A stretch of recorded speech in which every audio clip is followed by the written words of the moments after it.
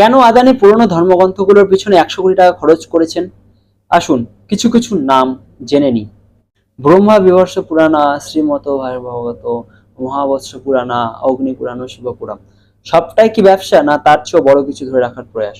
বছরের পর বছর ধরে ভারতীয় অধ্যয়নের প্রতি সবচেয়ে বড় উদ্যোগ মোদী যুগ সত্যি আমাদের প্রিয় মাতৃভূমির জন্য, আমাদের নিজস্ব বিশ্বের সেরা সংস্কৃতি ও শিক্ষা পুনরুজ্জীবিত করার জন্য। নবজাগরণ, গৌতম আদানি, আদানি গ্লোবাল ইন্ডোলজি কনক্লেভে ভারতের জাতীয় প্রাচীন জ্ঞান ব্যবস্থা পুনরুজ্জীবিত করার জন্য 100 কোটি টাকা প্রতিশ্রুতি দিয়েছেন, যা সাম্প্রতিক সময়ে সবচেয়ে উচ্চাভিলাষী সাংস্কৃতিক উদ্যোগগুলির মধ্যে একটি।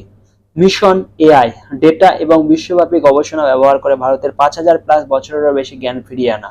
ভারত জ্ঞান গ্রাফ, ভারতের কালজয়ী জ্ঞানের একটা ডিজিটাল মানচিত্র। বেদ প্লাস সংস্কৃত প্লাস প্রাচীন বিজ্ঞান প্লাস সভ্যতা তথ্য। ভাবুন 2025 সাল এআই দিয়ে আধুনিক বিশ্বের জন্য পুনর্নির্মিত। ফান্ড কি সহায়তা করে?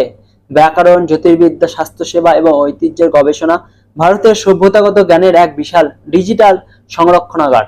আদানির বার্তা এবং ইট ইটস হার্ড, আমরা যদি আমাদের শিকড় রক্ষা না করি তাহলে মেশিনগুলো আমার মনকে রূপ নেবে।